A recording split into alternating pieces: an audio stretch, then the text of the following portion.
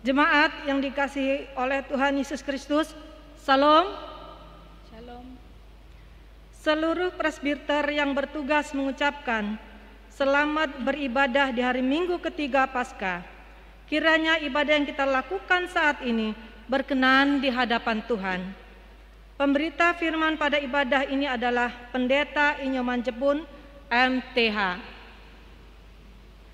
Jemaat Tuhan, mari kita bangkit berdiri, muliakan nama Tuhan dalam puji-pujian dan sorak-sorai karena kasih setianya yang tak berkesudahan.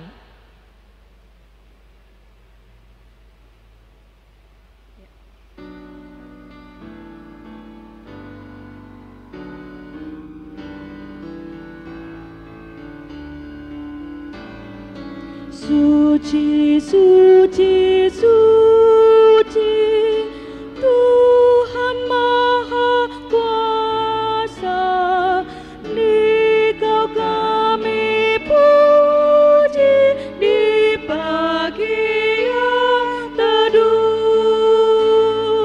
Suci, suci, suci, murah dan perkasa, Allah Tritunggal, agung namamu.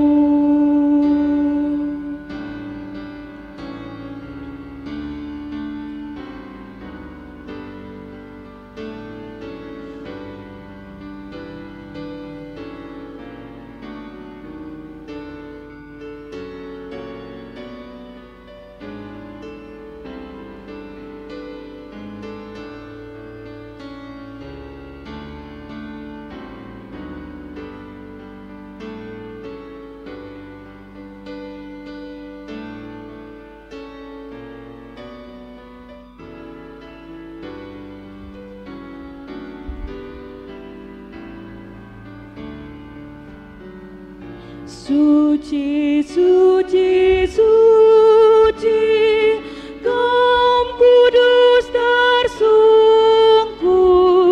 di depan tahta-Mu memberi mahkotanya. Segenap malaikat sujud menyembah-Mu, Tuhan yang ada selama-lamanya. Saudara jemaat Tuhan, mari kita tabiskan ibadah kita. Pertolongan kita adalah dalam nama Tuhan yang menjadikan langit dan bumi.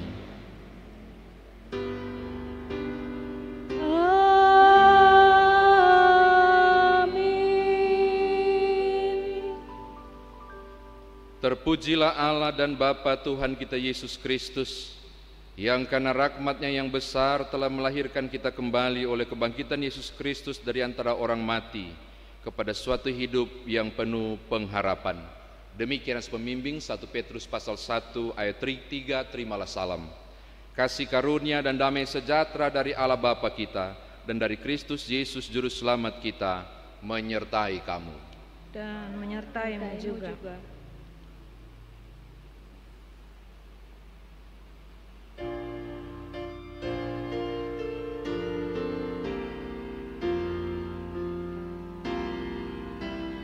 Tuhan Allah namamu, kami puji dan masyurkan, isi dunia sujud di hadapan-Mu ya Tuhan, bala sorga menyembah di kahali semesta. Saudara silakan duduk kembali. Jemaat yang dikasihi oleh Tuhan Yesus Kristus, mari kita masuk dalam doa pengakuan dosa. Mari kita berdoa. Ya Bapa Maha Kuasa, kami bersyukur atas pertolongan dan berkat-Mu yang kami terima dalam kehidupan selama sepekan yang lalu.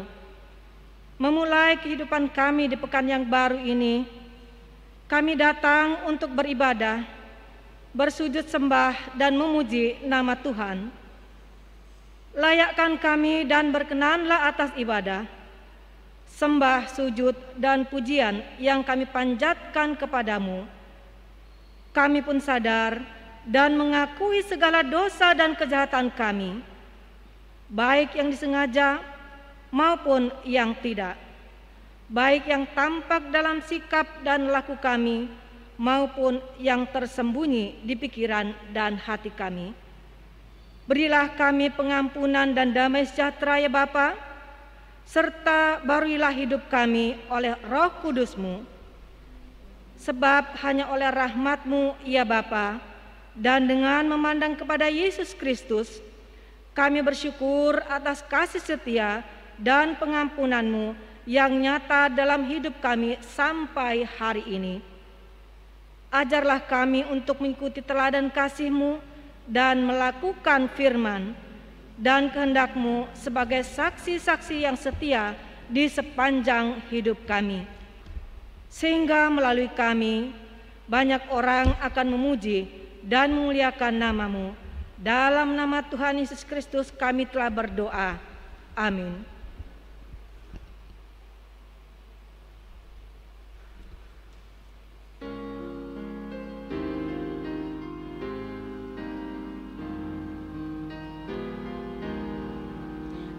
Suaramu ku dengar memanggil diriku, supaya ku di Golgota dibasuh darah-Mu. Aku datanglah Tuhan padamu, dalam darah-Mu kudus sucikan diriku. Saudara jemaat Tuhan, Roma pasal 5 ayat 10 dan ayat yang ke-11 berkata, sebab jikalau kita masih seteru diperdamaikan dengan Allah oleh kematian anaknya, lebih-lebih kita yang sekarang telah diperdamaikan pasti akan diselamatkan oleh hidupnya. Dan bukan hanya itu saja, kita malah bermegah dalam Allah oleh Yesus Kristus Tuhan kita, sebab oleh Dia kita telah menerima pendamaian itu. Berdasarkan firman Tuhan ini dan selaku pelayan Yesus Kristus, kami memberitakan bahwa pengampunan dosa telah berlaku dalam nama Bapa dan Anak dan Roh Kudus. Syukur kepada Tuhan. Amin.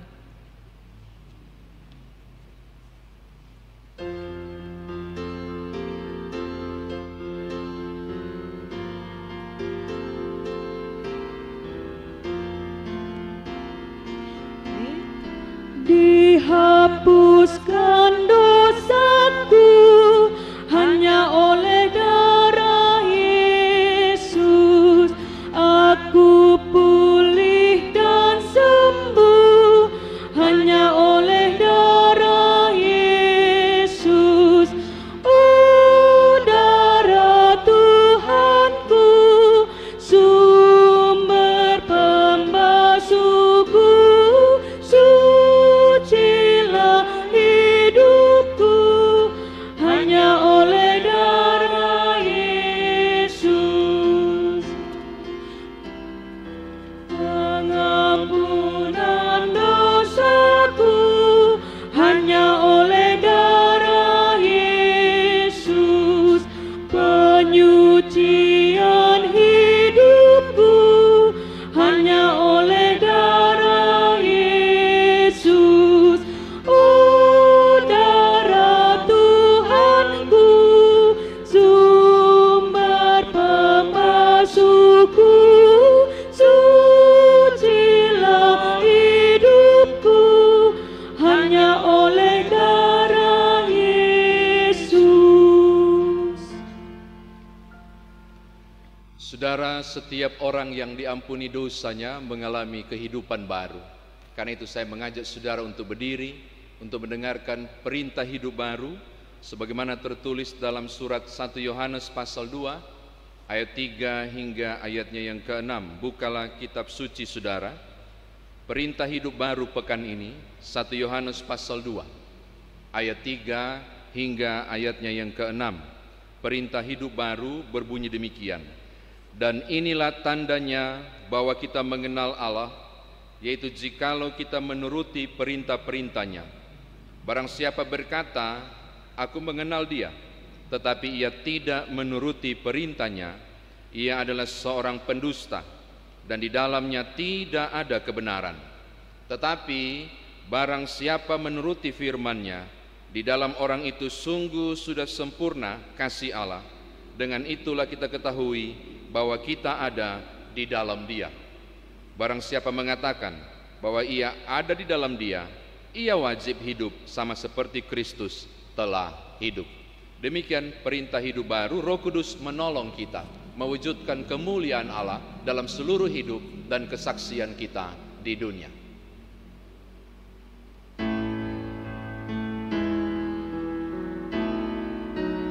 Kemuliaan bagi Bapa, Putra, dan Roh Kudus, seperti semula, kini dan terus, dan kekal selama-lamanya. Amin. Silakan duduk. Saudara, kita mau mendengarkan firman Tuhan. Mari siapkan hati dan pikiran saudara untuk dijamu Allah di dalam kebenaran firman-Nya. Mari kita memohon tuntunan Roh Kudus untuk firman Tuhan yang diberitakan ini. Kita berdoa.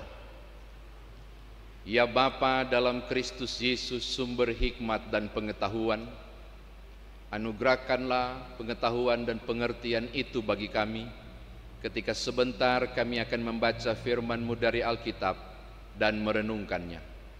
Kiranya pula Roh Kudus menolong setiap kami yang telah mengerti firman untuk mampu mengerjakannya. Layakkanlah hamba-Mu dan semua umat Tuhan yang berada bersama dalam ibadah ini untuk dilayakkan di tengah kekayaan firman Tuhan ini. Demi Yesus Kristus firman yang hidup, kami berdoa. Amin. Umat Tuhan, mari berdiri untuk mendengarkan firman Tuhan yang dibaca dari Alkitab. Haleluya.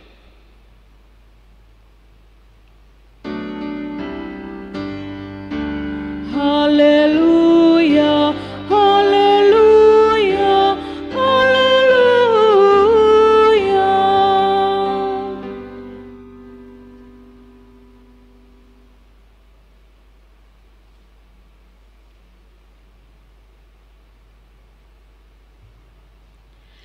Pembacaan Alkitab hari ini dibacakan dari Kisah Para Rasul pasal 5 ayat 26 sampai dengan yang ke-33. Kisah Para Rasul 5 ayat 26 sampai 33 yang mengatakan, maka pergilah kepala pengawal serta orang-orangnya ke bait Allah, lalu mengambil kedua rasul itu, tetapi tidak dengan kekerasan, karena mereka takut kalau-kalau orang banyak melempari mereka. Mereka membawa keduanya dan menghadapkan mereka kepada mahkamah agama. Imam besar mulai menanyai mereka, katanya, dengan keras kami melarang kamu mengajar dalam nama itu, namun ternyata kamu telah memenuhi Yerusalem dengan ajaranmu, dan kamu hendak menanggungkan darah orang itu kepada kami. Tetapi Petrus dan rasul-rasul itu menjawab, katanya, kita harus lebih taat kepada Allah daripada kepada manusia. Allah nenek moyang kita telah membangkitkan Yesus yang kamu gantungkan pada kayu salib dan kamu bunuh. Dialah yang telah ditinggikan oleh Allah sendiri dengan tangan kanannya. menjadi pemimpin dan juru selamat, supaya Israel dapat bertobat dan menerima pengampunan dosa. Dan kami adalah saksi dari segala sesuatu itu, kami dan Roh Kudus yang dikaruniakan Allah kepada semua orang yang menaati Dia. Mendengar perkataan itu, sangatlah tertusuk hati mereka, dan mereka bermaksud membunuh rasul-rasul itu.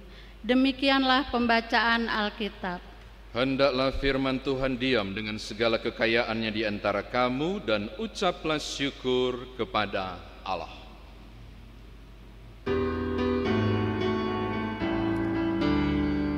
Kepadamu puji-pujian, pada syukur dan kemuliaan, Bapa, Putra, dan Roh Kudus, sampai kekal dan abadi.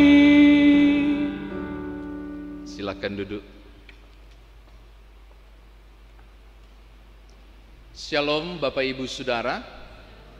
Saya percaya dalam kehidupan keseharian Bapak Ibu menyebut istilah tantangan atau halangan atau hambatan hal yang lumrah dan sering kita dengar. Hari ini saya mau berbagi tentang hal yang sama yang dialami oleh para rasul ketika memberitakan firman. Dari pasal 1, pasal 2 setelah Pentakosta hingga kemudian pasal 5 yang kita baca, bukan hanya sekali Petrus dan kawan-kawan para rasul mengalami kondisi yang tidak nyaman, ditangkap, dipenjara, disesah dan diadili karena memberitakan firman. Saya mau berbagi dengan saudara bermula ketika menyembuhkan orang lumpuh di pasal 3 ayat 1 sampai 10, lalu kemudian mereka berkhotbah tanpa ragu, tanpa takut di Serambi Salomo. Nah, disitulah kemudian Petrus dan Yohanes ditangkap dan dihadapkan ke Mahkamah Agama. Saudara bisa baca pasal 4 ayat 1 sampai 22. Lalu menariknya mereka dibebaskan dengan catatan, jangan beritakan nama Yesus lagi. Pasal 4 ayat 18. Apakah mereka mematuhinya? Ternyata tidak. Semakin dilarang, mereka semakin berapi-api. Bahkan hasil pemberitaan itu, pemberitaan pertama itu, melahirkan 5.000 orang laki-laki yang percaya. Saya ulangi, 5.000 orang laki-laki yang percaya. Itu di pasal 4 ayat 6. Lalu kembali mereka memberitakan lagi, mereka beritakan lagi. Pasal 5 ayat 17-18 mereka ditangkap. Ketika mereka ditangkap, Alkitab berkata bahwa ayat 20 pasal 5, Tuhan bebaskan mereka. Ketika Tuhan bebaskan mereka melalui malaikat, pesannya begini, segera pergi ke bait Allah dan beritakan kebenaran ini kepada banyak orang. Saudara tahu, bait Allah itu masuk ke kandang singa berarti. Karena disitulah kelompok Farisi, Saduki, ahli agama, ahli Taurat. Disitulah mereka. Pergi Bapak Ibu. Ini orang luar biasa para rasul ini. Akhirnya apa? Ya ditangkap lagi. Di bacaan kita pasal 5 ayat 26 sampai 27 mereka ditangkap lagi dan disidang lagi. Lalu masuk pada bacaan kita saat ini.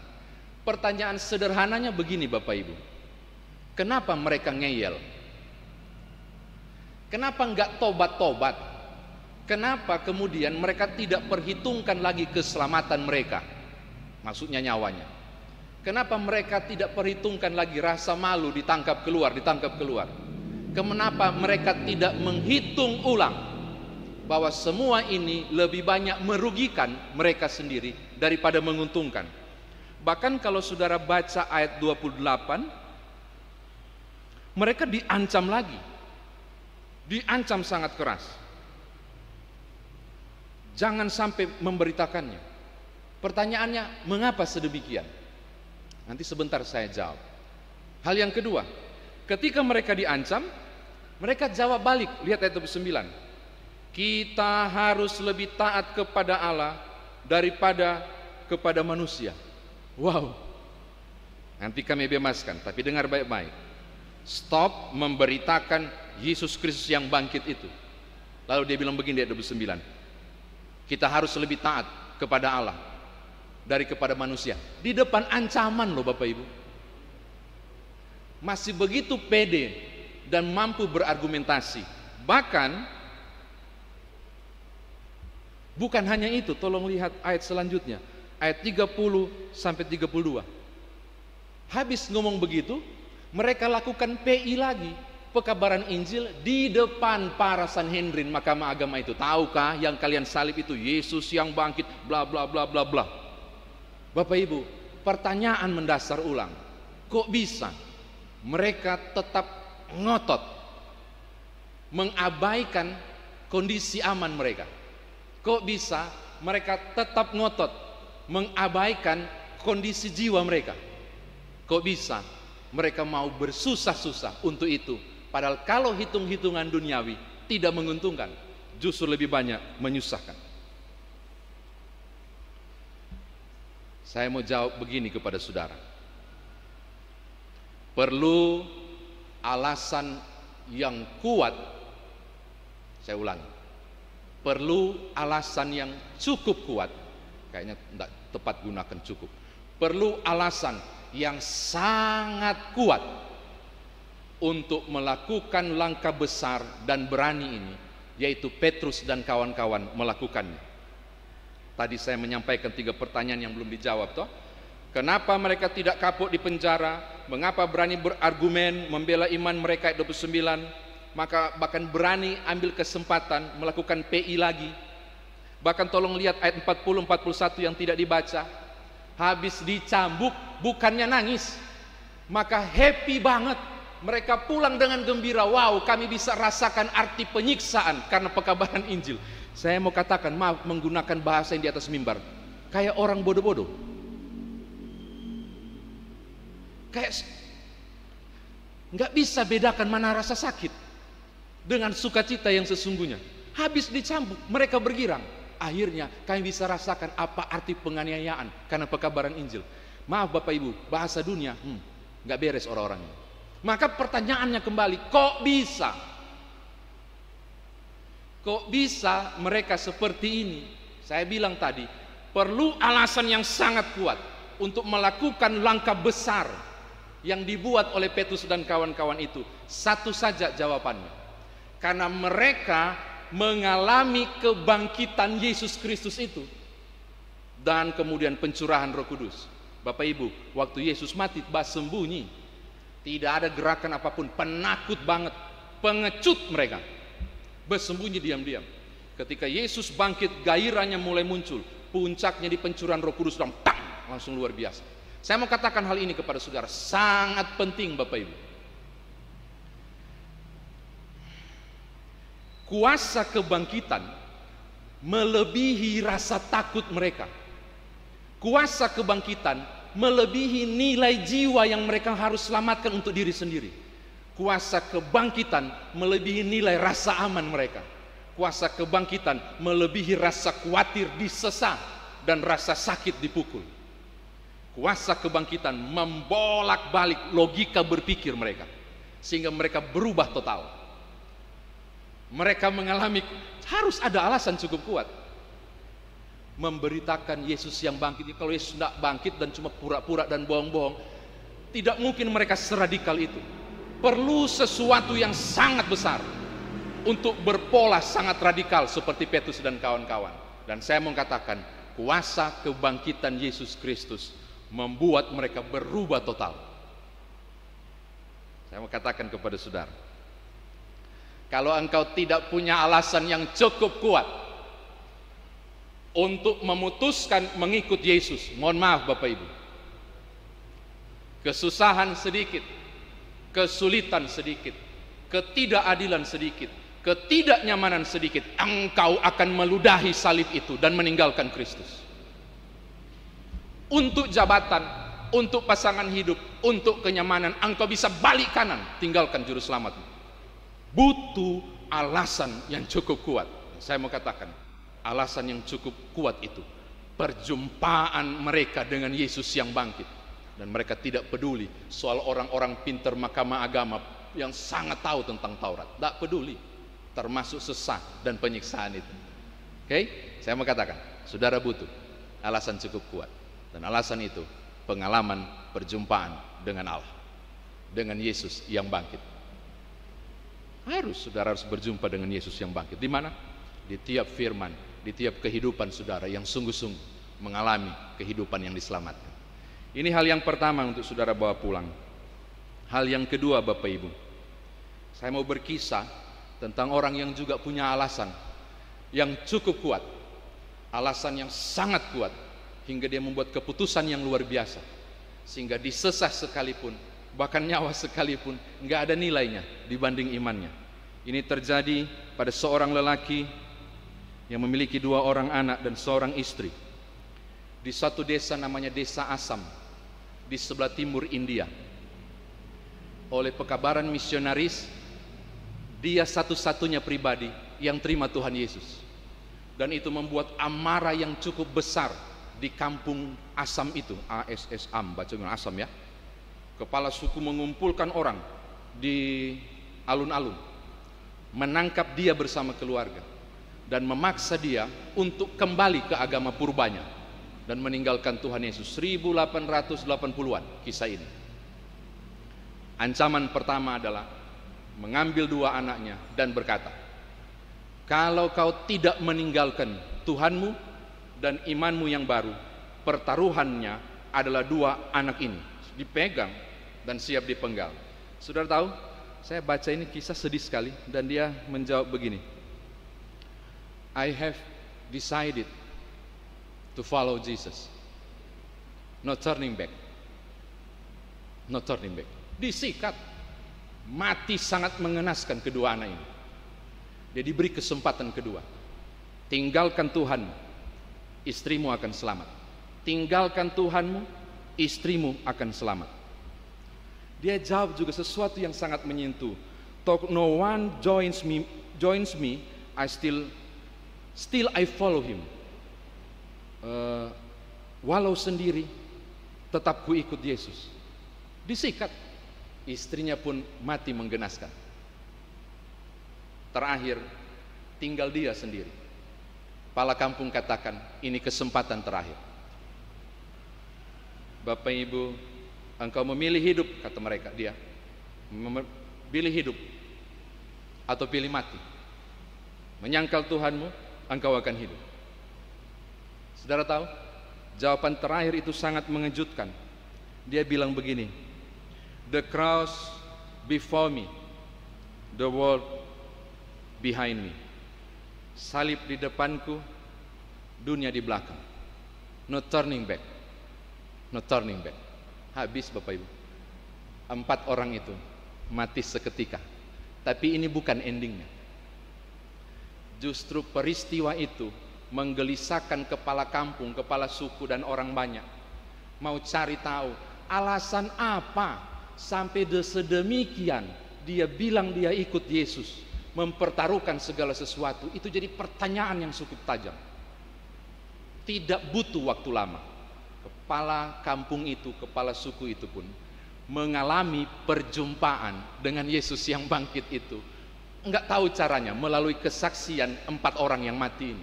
Cuma karena pertanyaan, kok bisa dia mau mati demi pribadi yang kita enggak kenal itu yang bernama Yesus. Justru pernyataan itu dan pertanyaan itu menggubah sesuatu yang dahsyat dari dirinya. Dan dia kemudian mengumpulkan orang-orang di alun-alun. Desa dan kampung Assam itu kemudian mengalami pertobatan massal. Dan seluruhnya menjadi desa Kristen terbesar di sebelah utara India. Penginjil Sandur Sundar Singh sekitar tahun 880-an kemudian menggubah kalimat-kalimat itu menjadi salah satu him. Tidak populer Bapak Ibu, tapi kemudian menjadi populer ketika William Reynolds tahun 1958 mengaransemennya.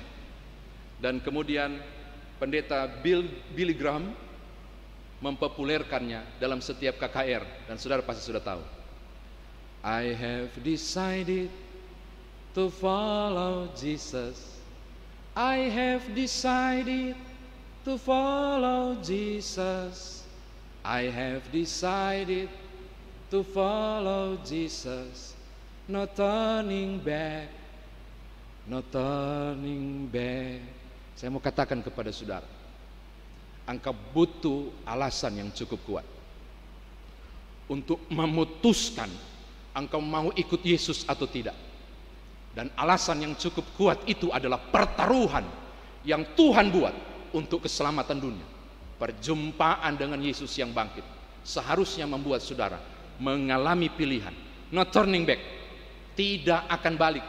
Aku akan mengikut Yesus. Mengikut Yesus keputusanku.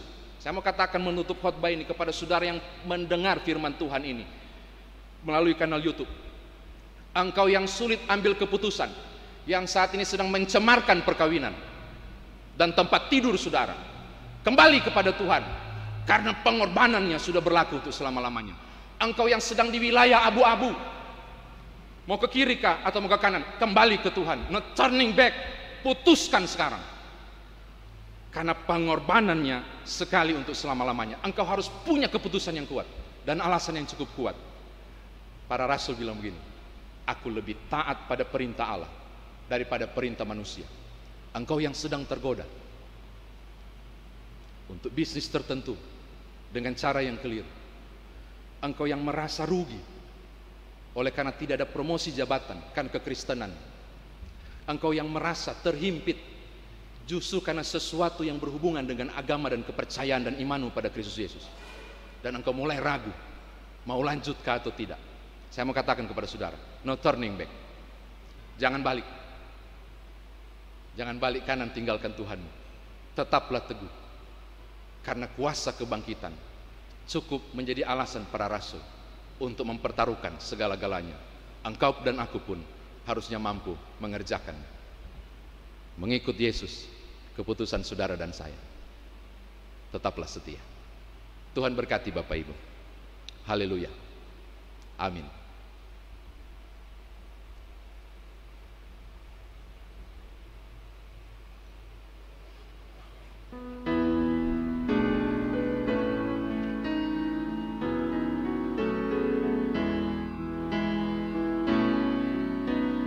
Yesus menginginkan aku bersinar baginya, dimanapun ku berada, ku mengenangkannya.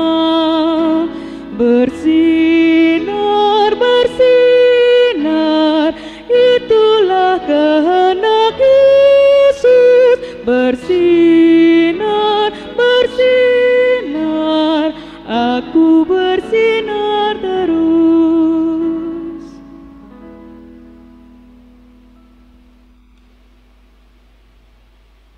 Saudara umat Tuhan, mari berdiri bersama dengan seluruh orang percaya di segala tempat dan abad.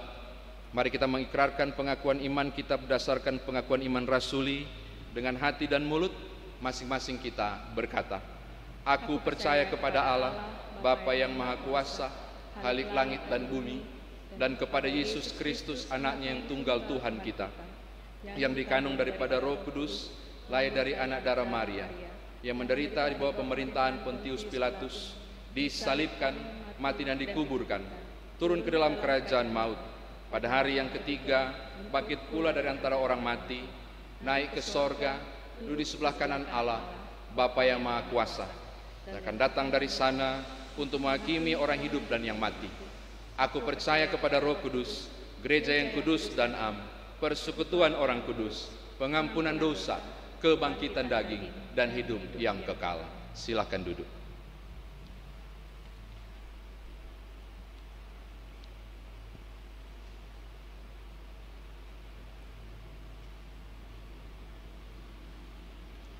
Saudara, kita mau menaikkan doa syafaat kita. Mari kita berdoa.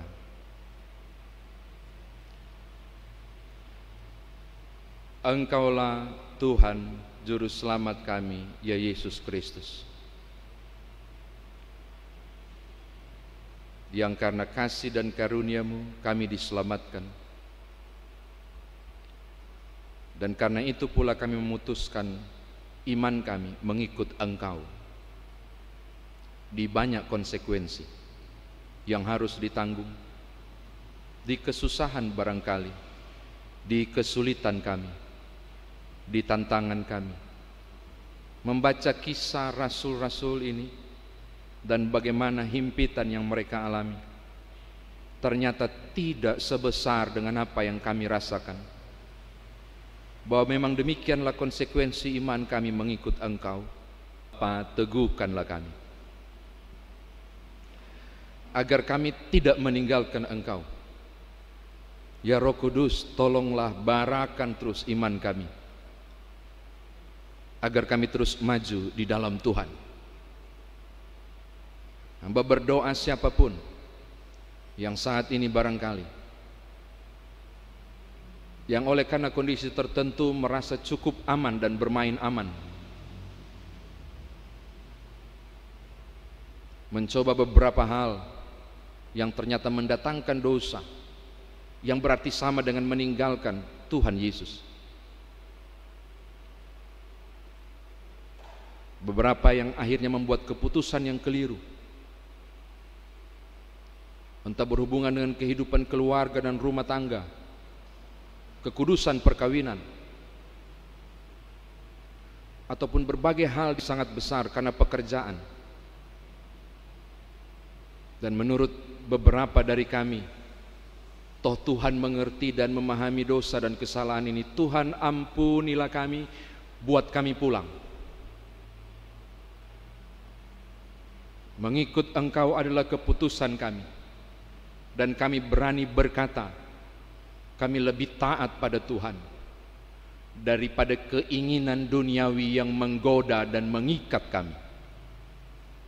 Siapapun, tiap orang percaya yang mendengarkan firman tadi, bawa pulanglah kami kembali pada salib itu untuk keteguhan kami. Beberapa pelayan yang barangkali dikarenakan kondisi COVID-19 dan berbagai kondisi yang tidak memungkinkan, kendor semangat iman kami, mulai tidak membara semangat melayani kami. Pulihkanlah kami kembali. Buatlah keputusan kami mengikut Yesus terlihat melalui gairah pelayanan, semangat melayani yang sungguh. Siapapun kami, siapapun di antara kami mampu memperlihatkan Kristus yang bangkit dari semangat iman yang Tuhan anugerahkan. Terima kasih Bapa. Kami berdoa untuk berbagai kondisi bencana yang saat ini terjadi di sebagian negeri Indonesia ini, dan berbagai dampak dirasakan oleh mereka. Kami mau berdoa untuk NTT dan sekitarnya. Kami menyerahkan juga di kondisi Jawa Timur dan beberapa daerah yang lain yang terdampak kondisi bencana alam. Untuk mereka kami memohon, apapun kondisi mereka saat ini, buatlah saudara-saudara kami tetap percaya mereka tidak ditinggalkan oleh Tuhan. Melalui setiap kami yang bersedia mengulurkan tangan, menopang dan membantu, meneguhkan dan menguatkan, supaya benar pribadi-pribadi yang mengikut Yesus sebagai suatu keputusan tetap teguh iman di bencana besar sekalipun. Berkati pemerintah kami dan tiap masyarakat yang berupaya menopang kondisi yang tidak mudah ini. Bapa, terima kasih, terpujilah namamu. Sepekan akan kami lewati dengan banyak rencana dan berbagai hal yang kami siapkan. Hamba berdoa untuk setiap mereka yang sakit, Tuhan pulihkanlah, berikanlah hati yang gembira dan sukacita, karena hati yang gembira adalah obat yang manjur. Berkati para tenaga medis dan dokter yang mengupayakan pemulihan, makan minum dan obat-obatan yang digunakan. Mereka yang berduka, Tuhan sumber penghiburan, kuatkanlah. Mereka yang mulai perencanaan usaha dan bisnis pekerjaan di pekan yang berjalan ini, Tuhan juga buka jalan. Bukalah tingkap-Mu dalam nama Tuhan Yesus di berbagai aktivitas kerja kami, termasuk di masa purna bakti sekalipun. Berkat Tuhan selalu ada. Beberapa yang sedang memikirkan untuk masa depan anak-anak, beralih ke pendidikan yang lebih lanjut, ke pendidikan yang lebih tinggi, atau tentang pekerjaan mereka, masa depan mereka, bahkan pasangan hidup mereka. Hamba berdoa untuk tiap turun-temurun kami masing-masing.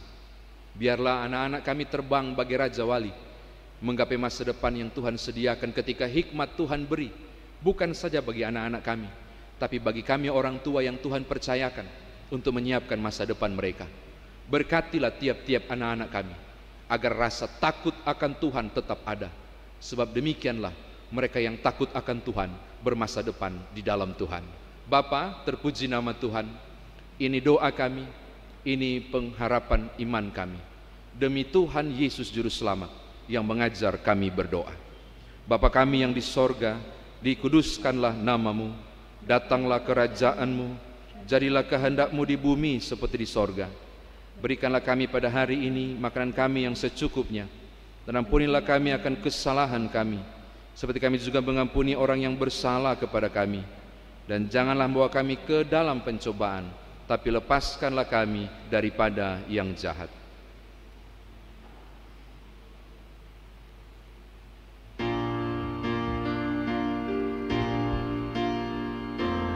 Karena Engkaulah yang empunya kerajaan dan kuasa dan kemuliaan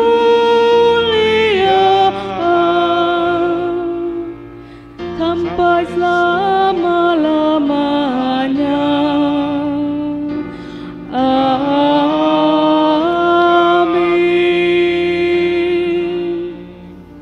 Bapak, Ibu, Saudara yang diberkati oleh Tuhan, sebelum memberikan persembahan, mari kita dengarkan berturut-turut kesaksian pujian yang akan disampaikan oleh Vokal Grup Joy, pemuda GPIB Jemaat Bukit Saitun di Makassar, dan secara solo akan disampaikan oleh Vikaris Patrick Piri.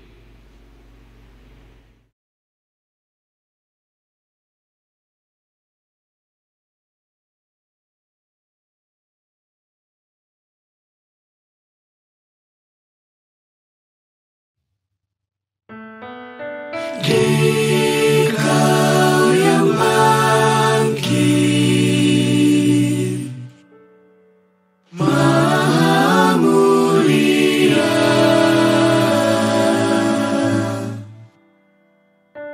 Dikaulah abadi,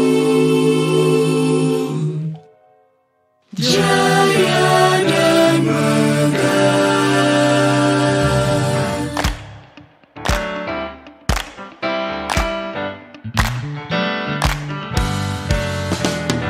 Dikau yang bangkit, Maha Mulia,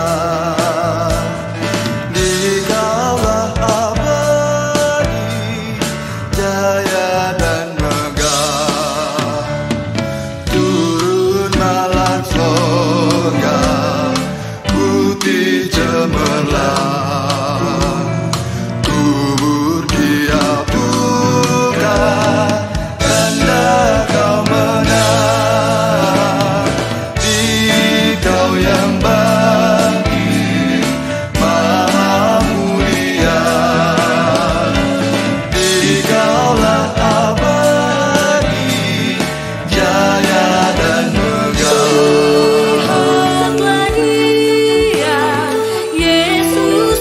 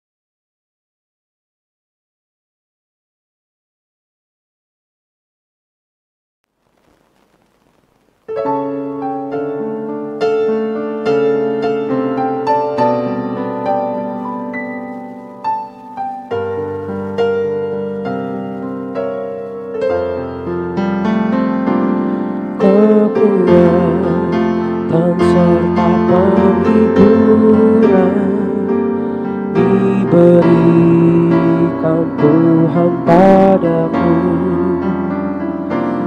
Tiap hari aku dibimbingnya, tiap jam dihibur hatiku, dan sesuai dengan hikmat Tuhan ku diberikan apa yang perlu. Suka dan derita bergantian memperkuat imanku.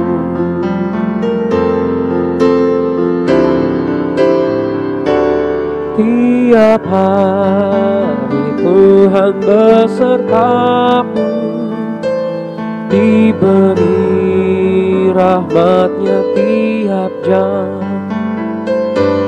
diangkat-Nya bila aku jatuh, dihalau-Nya musuhku kejam.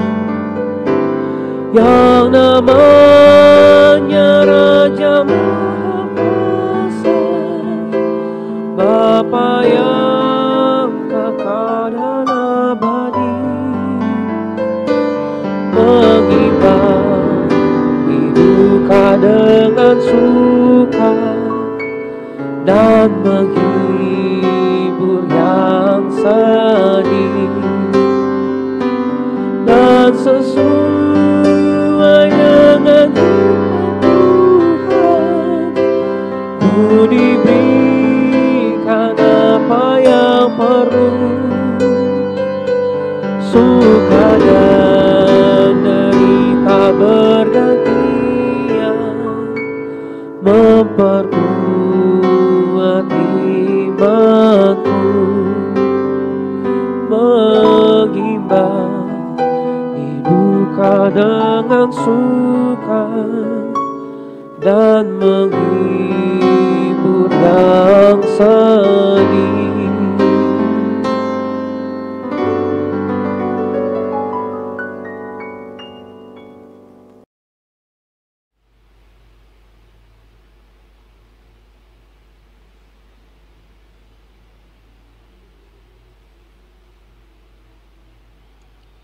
Pengucapan syukur.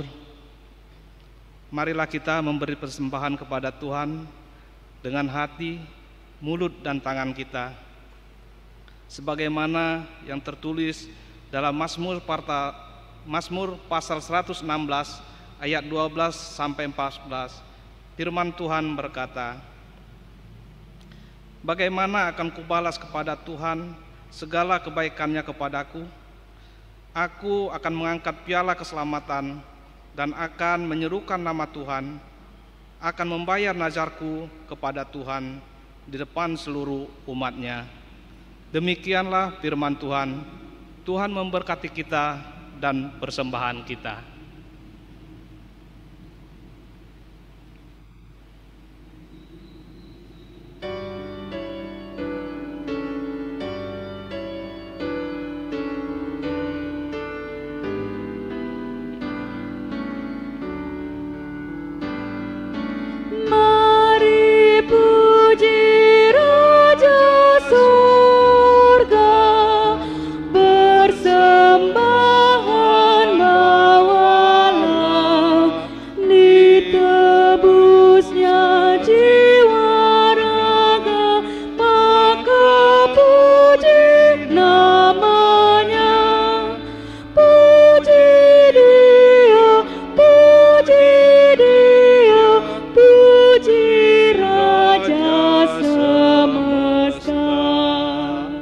Umat memberikan persembahan.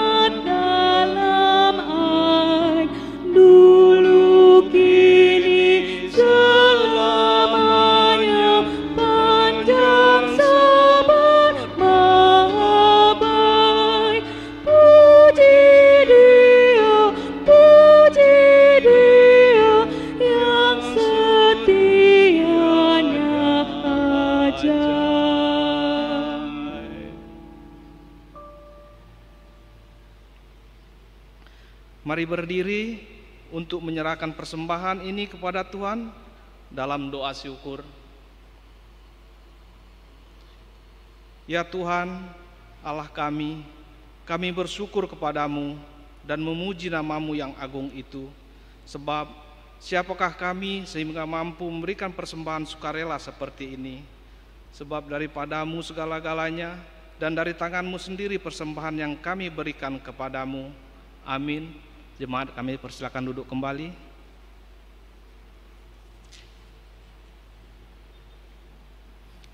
Warta jemaat, segenap presbiter yang bertugas mengucapkan terima kasih kepada seluruh warga jemaat yang telah mengikuti rangkaian ibadah hari Minggu ketiga Paskah 18 April 2021 di rumah masing-masing. Kami akan membacakan ringkasan warta jemaat dalam sepekan ini yang antara lain diinformasikan kepada kita sekalian bahwa telah diterima sumbangan dari jemaat GPIB Peniel di Persekutuan Okumene PT Pusri berupa 1 unit UPS merek ICA 1000 watt dan 1 unit genset dengan kapasitas 5000 watt.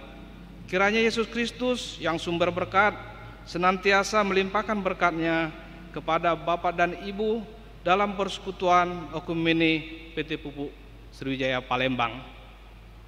1 Romawi, berita sukacita, telah hadir seorang anak laki-laki dari Bapak Solihin dan Ibu Evalin Susilawati, Jemaat Sektor 1, yang diberi nama Sanzio Lepinski Gabriel Nainggolan, lahir tanggal 12 April 2021 di Rumah Sakit Siloam Palembang, ibu dan anak dalam keadaan sehat.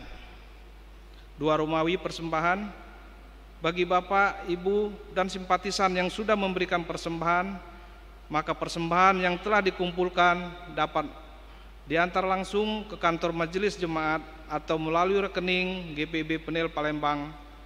Ibadah selanjutnya tetap dilakukan di rumah masing-masing.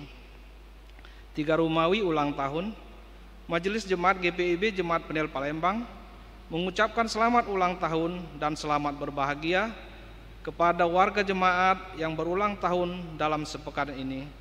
Tuhan memberkati dan menyempurnakan kebahagiaan Bapak, Ibu, Saudara, dan Saudari.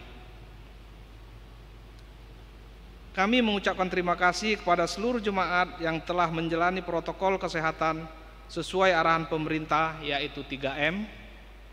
1. Memakai masker. 2. Menjaga jarak. 3. Mencuci tangan dengan sabun dalam upaya memutuskan mata rantai penyebaran COVID-19. Demikian ringkasan warta jemaat minggu ini. Atas perhatiannya diucapkan terima kasih. Selamat hari Minggu, Tuhan Yesus memberkati.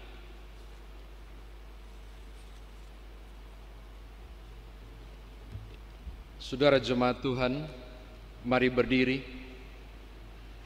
Pergilah dengan damai sejahtera Kristus, serta laksanakanlah firman Tuhan yang telah saudara dengar.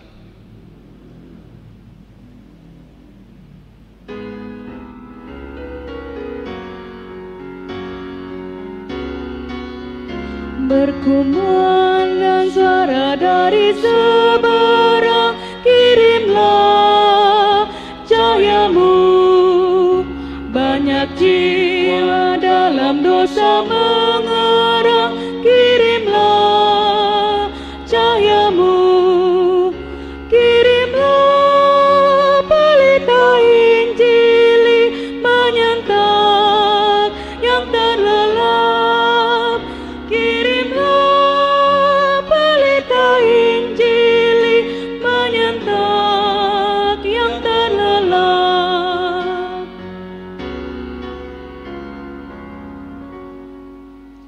Saudara, arahkanlah hati dan pikiranmu kepada Tuhan, serta terimalah berkat-Nya.